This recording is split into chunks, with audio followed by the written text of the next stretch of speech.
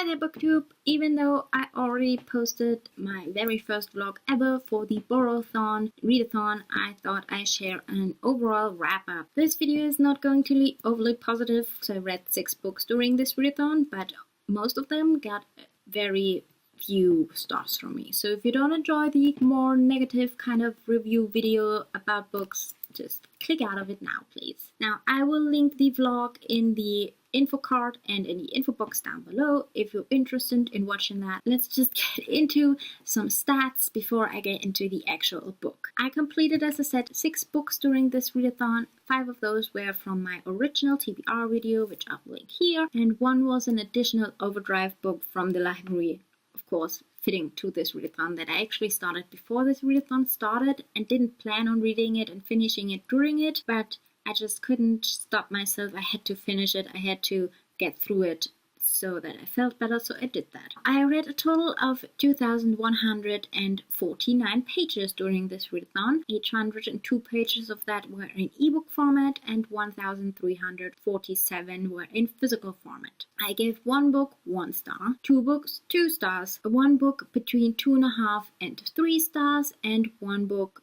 3.5 stars, and 1 book 4 stars. All in all, it was not the best readathon for me regarding the books enjoyment I had so far. Actually, I think it was the worst book picks for me so far in any readathon I participated in. The first book I read was the Overdrive book I just said. That was not in my TBR, and that was Barkskins by Amy Pollux, I think her name is pronounced, and I read around 250 pages before the readathon. It was just very slow going, so I didn't want to add it to the actual TBR because I wasn't sure I wanted to read such a slow book, but then I had to continue because I just didn't want to leave such a big book sitting there and not be read. So I read around 450 to 500 pages during the readathon, so I think that counts as being read during the readathon, right?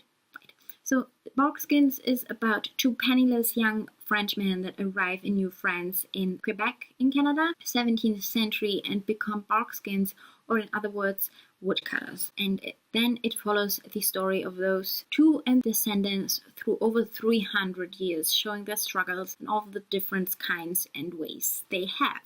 Just say that this book is very, very, very slow going. It is a tediously boring and overly long-winded book. It has writing that is okay. The writing isn't anything special, but the problem is the plot and the characters is so... They're just nothing special. They keep being dragged out there. Nothing that you remember after finishing the book. That it just was very long feeling to me. So it was not a great book, especially for this type of topic. And I read this book because I heard it was a great representation and talk about environmental issues. I wanted to read it because of that, because I think there are way too few books out there that talk about problems humans created by destroying nature. And this book was supposed to be all about that, but this entire section of the book, the entire environmental issues, sank so deep underneath the utter boredom and utter lacking plot and just babbling in this book. It didn't work for me, sadly, and I would not recommend it.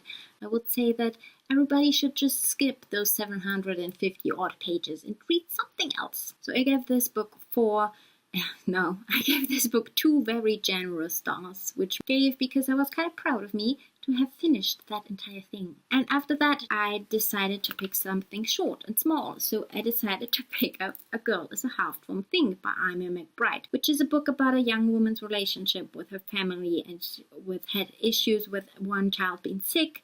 And so the parents kind of take out their bad moods on the girl, on the daughter, and abuse her in any way or form possible imaginably. They're beating her, they're sexually abusing her, they're emotionally and mentally beating her down. So this was just one of those types of books, and I did an entire ranting video about it, so I will link that as well. So if you want to hear exactly what I thought about it, I will have it linked in the info card and down below for you guys to check it out. But I gave this book 1 star. Then I read By Your Side by Casey West. This book is about a girl and a boy that don't really know each other but get locked into a library together after it closes.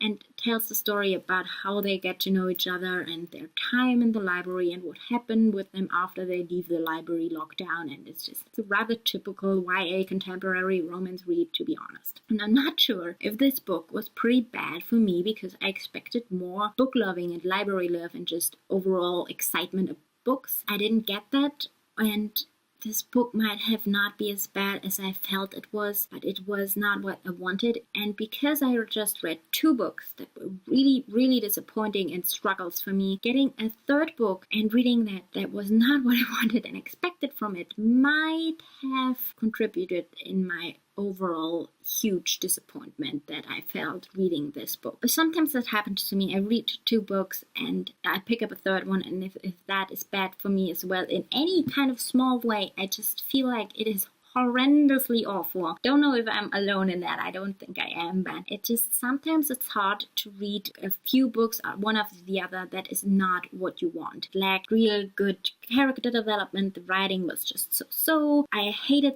that didn't show any kind of book loving in a way that I think a book that takes place in a library should have, because this book could literally have taken place in a hut in the middle of nowhere, and that would have made more sense why they couldn't find a way out. And it just didn't work for me. So this particular book for me with 2 stars at the moment, and maybe I will reread it at some point, but for now I just think it could have been better if the author could have actually made it a book lover's book, and it wasn't that. So I was disappointed. I was not getting what I wanted, and I took it out on that book a bit. But yeah, the next one I finished in that readathon was Carthage by Joyce Carol Oates. This book is about a young woman's disappearance, how that affects the town she lived in, a family, and just overall how this town called Carthage deals with her disappearance and apparent murder, and how they basically go after a decorated war veteran because he was the last person seen with her. For the most part,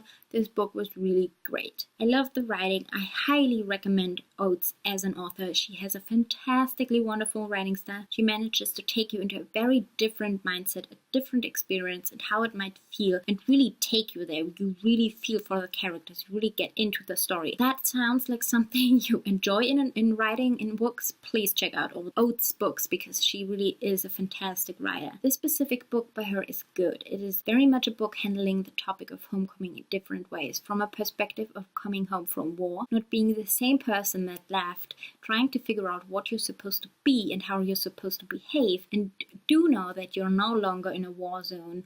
And at the same time, it also shows the side of people that were left behind at home that are so happy to have their soldier back home, mostly safe and sound, but they're just expecting the person to be exactly the same, and that is just not how a person comes back from war. Also deals with the aspect of being at home when something bad has happened. What that means, that if a safe place that is supposed to be home doesn't feel that safe anymore, like a disappearance of a family member that you always thought would never happen to you but suddenly did, and now you have to deal with that at home, and what it is like to come back home to your city after years of being away. All of those different homecomings are dealt with in this book, and I think all of them work really well. It also talks about religion a great deal in this book, but in a very different and I think fantastic way, because it really shows all sides of religions. The one where there's a really religious person that really believes in God, that believes in that it makes a difference if you pray, if you believe, if you just have faith, that changes something. And it also shows the side of a person that is trying to figure out if they are religious, if it is worth believing, if it is something that they actually believe in, or if it is something that is no use to them and it just doesn't fit into their lives. And it also shows the side of somebody that doesn't believe at all, that don't think that religion is something that they need in their life, that is just not something they think is worth their time, that they don't need in their life. And I really appreciated that you have all those different sides. You don't have just the religious aspect. You don't have that aspect that hates religion. You don't have the aspect that somebody that is completely faithless. You just have this great mixture of somebody that really believes, somebody that isn't sure, and somebody that doesn't believe. And it all works together in a way that is is not portrayed in a religion is great or religion is stupid or religion is I don't know what it is kind of way, but it just really fits together all those different views and aspects, and I really loved that about this. But this book also had some parts that were really long feeling, where the story seems to drag on for hundreds of pages at a time, and it is not a small book. It could have been at least 100 to 200 pages shorter and just leave those dragging moments out. And I understand why she wrote it like that and why she put those dragging moments in, because that is just how the real world is, and she wrote a very realistic feeling book to me. I think she could have done it a little bit shorter and this book would have been fantastically beautiful. I also had some issues with the ending, the mystery aspect of the story, because those just didn't really work for me. Now, once again, there were really real world ending and issues and mysteries, something that could happen and how it would have happened in the real world, not something that feels very fictional and happy ending. So it works, but it wasn't my favorite, and for me some characters would have deserved better and I would have hoped for something better for them. But overall, this book was great. I really recommend this book. I completely recommend this author, so if you never read anything by her,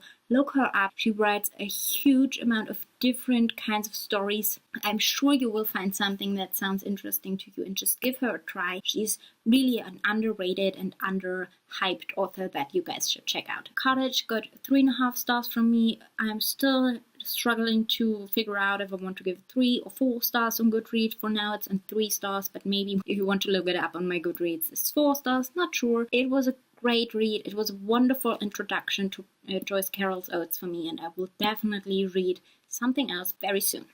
Then I picked up This Shattered World by Amy Kaufman and Megan Spooner. This book is about a girl named Lee who's a military captain and a boy called Flynn, which, yes, thank you, I always think back on the Disney film Tangled when I heard that name, because Flynn Rider, I see him in this book completely, especially the smolder. I always picture it whenever the character comes up in this book, because I just do. I don't think I will be the only one, but anyway, this boy Flynn is part of the rebellion and they meet through difficult circumstances and the story evolves from there.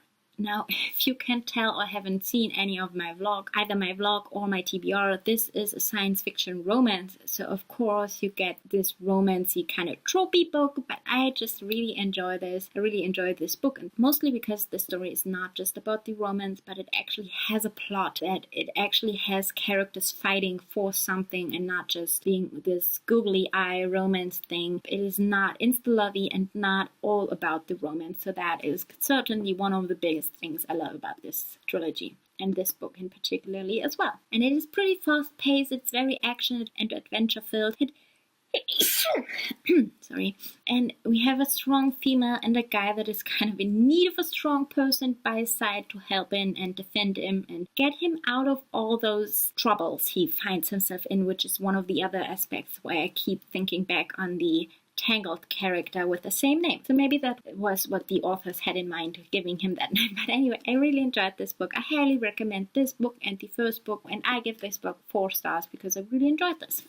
And then lastly, I picked up and read Eileen by Otessa Moshfegh, I think her name is pronounced, and this is said to be a historical thriller about a lonely young woman that works in a prison for boys outside of Boston in the early 60s and is pulled into a strange crime. This book is a very strange one, yet again. Definitely not a thriller in my option, because while there are some mystery parts going on and something strange is happening and something horrible happens, there is not really a thriller part of this book to me. Thriller to me means that you have no real idea what the heck is going on, what will happen next, and where everything is going. And this book certainly did not have that. It didn't excite me, it didn't scare me, it didn't keep me on the edge of my seat, it didn't thrill me throughout this reading. It was not a typical thriller for me. So keep that in mind if you pick it up. This book was not bad. It is very slow paced. We follow this very unlikable and strange character, Eileen, that is clearly sick and needs help in all the way that people could need help. She's very questionable about her hygiene.